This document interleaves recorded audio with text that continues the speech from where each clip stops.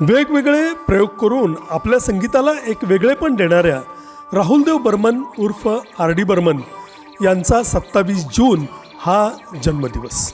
अफलातून असं संगीत आर डी यांनी आपल्या आयुष्यभर दिलं. भारतीय संगीत दिग्दर्शकांपैकी एक महत्त्वाचे किंवा सर्वात श्रेष्ठ गणल्या गेलेल्या संगीतकारांपैकी एक असं त्यांच्याबद्दल बोललं जातं.